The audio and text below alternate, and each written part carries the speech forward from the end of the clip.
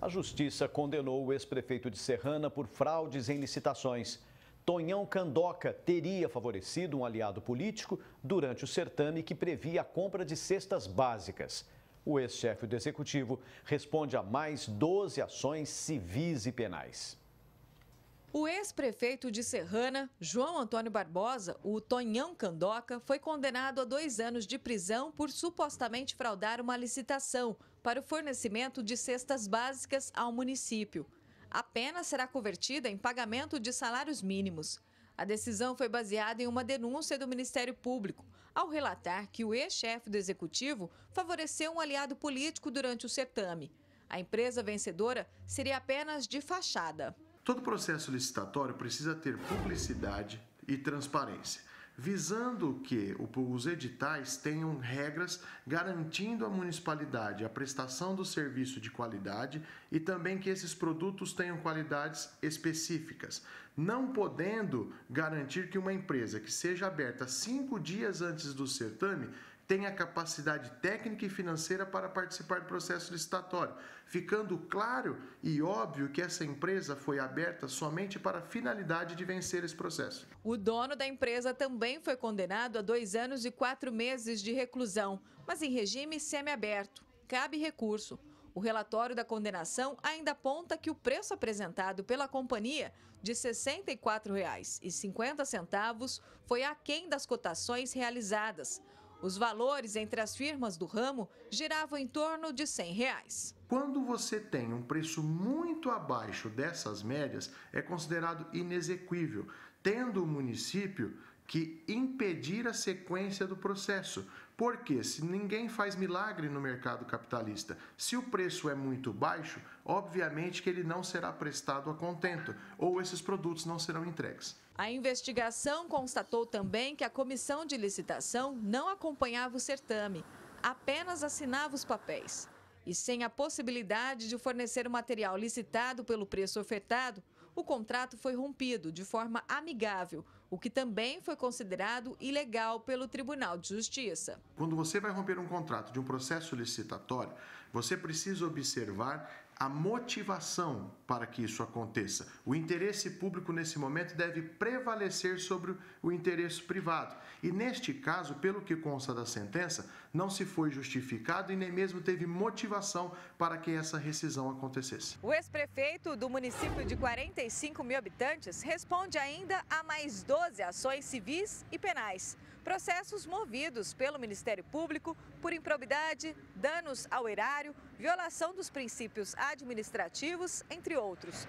Numa gestão tanto quanto conturbada, Tonhão Candoca chegou a ser afastado do cargo por suspeitas de irregularidades. Parte absoluta dessas ações, elas foram oriundas de denúncias feitas pela Câmara Municipal. Denúncias fiscalizatórias, né, que provocaram essas ações no Poder Judiciário. E agora o ex-prefeito, algumas ações ele está sendo condenado, outras estão tramitando, mas isso mostra que o Poder Legislativo na época cumpriu com o principal papel dela, que é de fiscalizar e denunciar os atos da Prefeitura. Na gestão de Tonhão, houve aumento da dívida do município, que hoje ultrapassa 90 milhões de reais. Situação que chegou a ser exposta à população pela atual administração.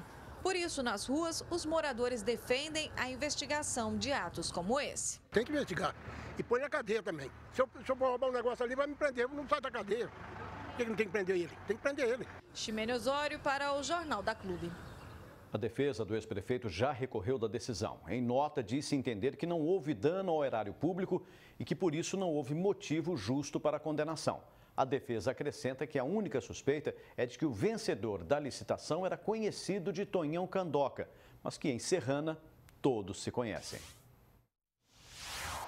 Agora ao vivo, Gislene Lopes traz mais informações. Gislene. Pulse, de tudo isso sobra prejuízo para a cidade e para a população. Eu converso agora com o advogado Wilson Rogério Estevão. Doutor, o ex-prefeito de Serrana acumula pelo menos 54 milhões de reais em ações movidas pelo Ministério Público contra ele. Por isso o prejuízo para a cidade? Boa tarde. Boa tarde, Gislene. Boa tarde, Pulse. Sim, esse prejuízo dos 54 milhões, que são os valores iniciais dessas ações, a gente tem que entender que esses valores deverão ser corrigidos quando das condenações, das eventuais condenações, e o prejuízo também para a cidade que deixou de ter o serviço, deixou de ter os produtos, deixou de ter tudo aquilo de imediato. Então, assim, há uma falta do bem e agora um prejuízo financeiro também para a cidade.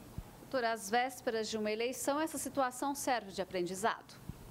Serve de aprendizado e de alerta, né? E não só para Serrana, para todas as outras cidades. É importante que vejam como está sendo gasto o dinheiro público, porque não adianta o prefeito oferecer muita coisa para a cidade, oferecer muitas obras, oferecer muitos serviços. É importante que saiba de onde vem esse dinheiro que está financiando essas obras, esse serviço. E se não está havendo um endividamento do município para as gestões posteriores, porque é muito fácil fazer e deixar a conta para que outro pague.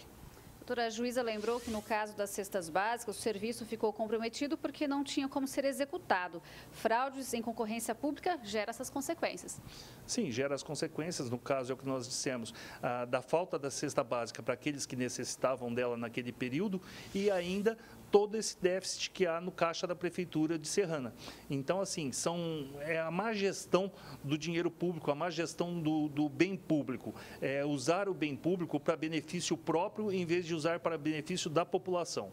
A sentença também destacou que o vencedor da licitação era apoiador político do ex-prefeito. Outro detalhe que a população precisa se atentar: quem apoia e quem se beneficia do político eleito.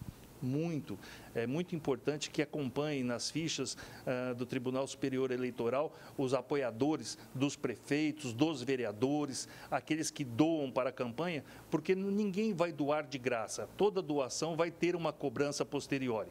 E essa cobrança pode ser lícita ou ilícita. Infelizmente, na maior parte dos casos que a gente tem tomado conhecimento, são cobranças ilícitas, pessoas que estão ali para se beneficiar e para tirar não só aquele dinheiro que deram no apoio, como algo mais. Por mais que tenha denunciado durante o governo de Tonhão Candoca, a Câmara tem que fazer o meia-culpa por tantos casos em que o Ministério Público precisou intervir? Precisa fazer. E a população precisa cobrar que a Câmara o faça, porque não é possível que um administrador público haja de uma forma tão irregular, com uma lista tão extensa de processos, com tantas acusações em juízo, e a Câmara não tenha visto isso, a Câmara tenha tapado esse sol com a peneira. Era necessário que a Câmara fosse mais diligente, se deixasse entregar menos a acordos políticos e fizesse sua função precípua, que é a fiscalização do Poder Executivo. A Câmara falhou nesse período. Por isso, os vereadores devem ficar atentos às licitações que não são cumpridas?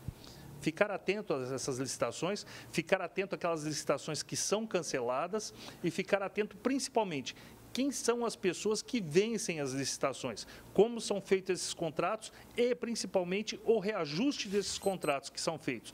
Porque, às vezes, o valor é muito pequeno, mas tem todos os reajustes que vão sendo dados no período do contrato. Então, é importante o poder fiscalizatório da Câmara em todos os municípios. Ok, doutor. Muito obrigada pela sua participação no Jornal da Clube.